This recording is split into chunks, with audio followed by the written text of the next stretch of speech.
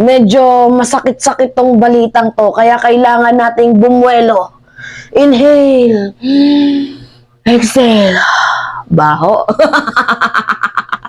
Charot. Anyway, ito na nga. Si PBBM daw ho ay nananaginip ng gising. Sakit nito. I can't take this news anymore. Ouch! De joke lang. So, na-triggered kasi guys, tong mga armadong komunistang teroristang grupo sa sinabi ho ni President Bongbong Marcos bago siya umalis patungong Brunei. So, ito yung balita. Diba? Sabi ni Pangulong PBBM, Pangulong Marcos, NPA, wala nang aktibong guerrilla front. O, yan ho yung binitawang magandang balita ni President Bongbong Marcos bago siya lumipad patungo ng Brunei para daw magpagamot, sabi ng mga DDS. Hindi daw a-attend ng kasal, kundi magpapagamot daw. What? Anyway, going back sa ating topic. Ito na nga. Bago nagtungo ng Brunei ng kasal, itong si President, nag-iwan siya ng magandang balita na zero active guerrilla front na. Ngayon, na-triggered itong mga armadong komunistang teroristang grupo. Ouch! Ito yung sabi nila, CPP sa pahayag na wala ng aktibong NPA fronts. Marcos is in dreamland. Nananaginip. Sakit nun, Pangulong PBBM, Sinabihan ka, nananaginip ka ng gising. Tapos sabihin ni Pangulong PBBM, bakit hindi nyo subukan ng Malacanang kung talagang madami pa kayo?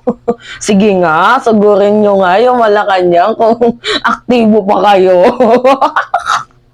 Anyway, para sa akin guys, kasi alam naman nating talo na sila and weekend, mahina na yung persang sandatahang lakas nila and kailangan nilang mag-create ng ilusyon na ganito, na kahit talo na sila, 'di ba? Kahit kitang-kita naman na talunan na talaga sila, kailangan nilang mag-create ng ilusyon na sila ay malakas pa rin para hindi sila ratratin, 'di ba, ng ating gobyerno. Alam niyo kasi yung ginagawa ng mga ng mga taong to, puro na lang sila, yung pilik mata ko medyo nalalaglag. Anyway, yung ginagawa ng mga taong yan, puro na lang sila depensa.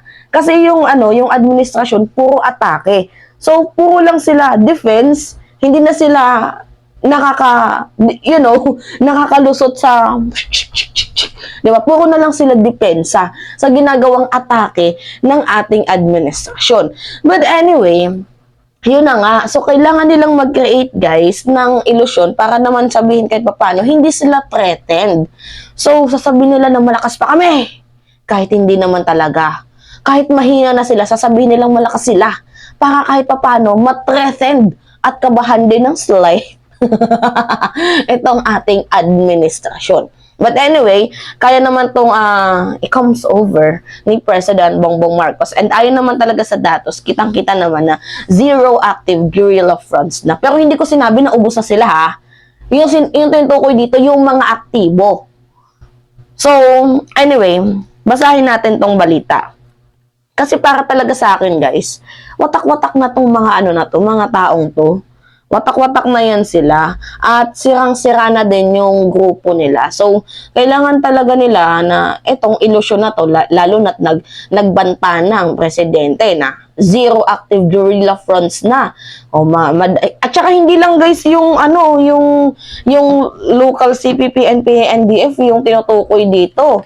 Kasama na din dito guys yung ibang mga klaseng grupo ng armadong terorista, which is yung Abu Sayyaf, BIFF, at yung iba pa. So, hindi lang CPP, NPA yung tinutukoy dito kundi yung iba din na mga local terrorist group.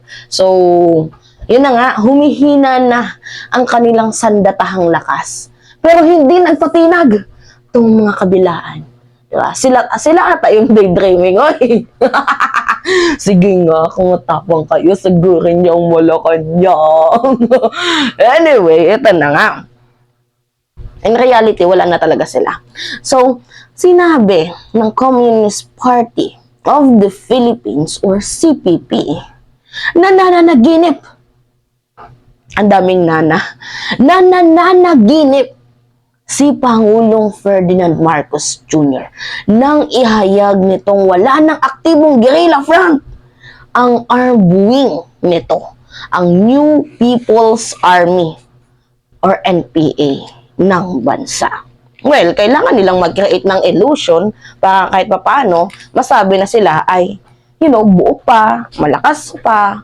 So, parang ano na lang nila yan, kumbaga sa social media, papilter na lang nila yan. Kasi yung totoong sila, butas-butas na yung mga pagmumuka, 'di ba? Parang ganon. Sa social media kailangan mong maglagay ng filter para kahit hindi totoo, sabihin totoo, 'di ba? May mga ganon. So, ito na nga. Wala na. Dahil watak-watak na sila. Sira-sira na yung kanilang grupo. So, para masabing malakas pa din ang kanilang sandatahan, kailangan nilang mameke ng datos, kailangan nilang magsinungaling. Diba? Kailangan nilang sabihin malakas pa kami kahit hindi naman. May mga sakit talaga sa utak tong mga to, no? Diba? Anyway, Marcos is in dreamland. When he claims there are no more active NPA guerrilla front. The NPA remains active in 14 regional commands across the country, each with a number of guerrilla fronts. Pahayag ni CPP Chief Information Officer Marco Balbuena. Okay. Hindi naman kasi sinabi ni Pangulong PBBM na ubos na kayo. Ang sabi lang ni President is zero active. Wala na mga aktibo. So, if Marcos' declaration were true, why is that around 60 to 70 military police combats troops, around 150 battalion of AFP and PNP remain deployed against the NPA across country, ani ni Balbuena. Why do they continue to squander hundreds of million pesos to drop bombs and fire their howitzer? Tama ba ako? So, ang punto kasi dito ni President Bongbong Marcos, hindi pa kayo ubos. 'Di ba? Pinaglalaanan pa din kayo ng pondo kasi hindi pa kayo ubos.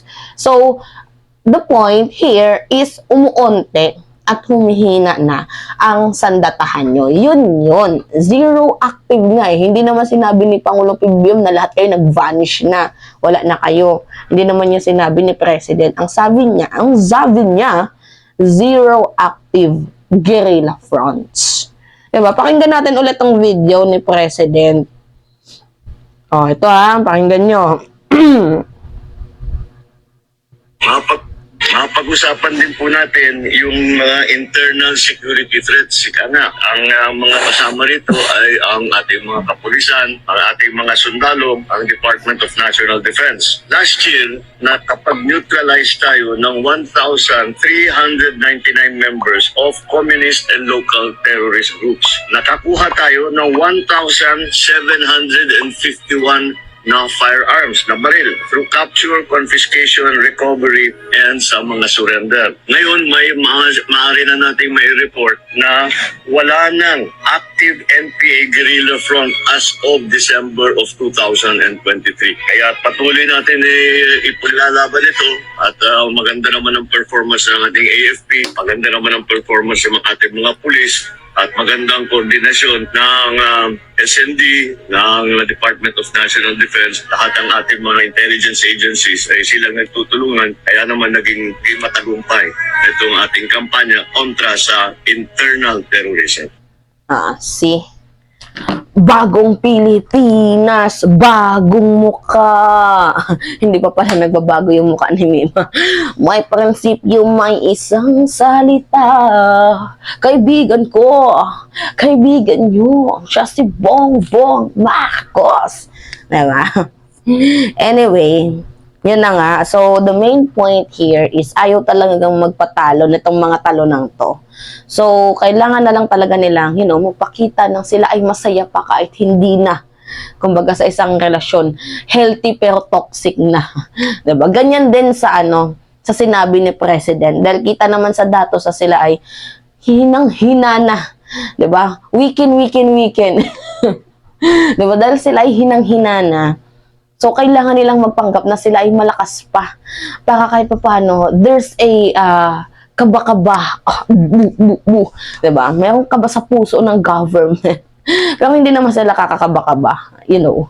Wala nang kakaba-kaba sa kanila. Dahil, nung panahon pa ni Digong, minention ko si Digong kasi kahit paano may nagawa din naman na maayos ang tao. So, pinagpatuloy ni President Bongbong Marcos yung nasimulan na NTF-ELCAC ni former President Rodrigo Roa Duterte. So, ibigay natin guys yung credits sa taong dapat naman. So, kahit paano may kagandahan din na ginawa itong si Digong. Pero about sa war on drugs, sa budget ng Pilipinas, hindi ko na siya pupurihin.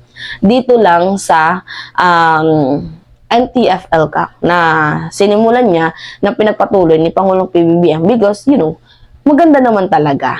So, this is the result. So, mahina na nga talaga sila. Ayaw lang nilang tanggapin. Anyway, yun lamang ho. Diba? Binalita ko lang sa inyo. Wala lang. Para updated din kayo. So, kailan tong balitang to? 15 kahapon. Diba?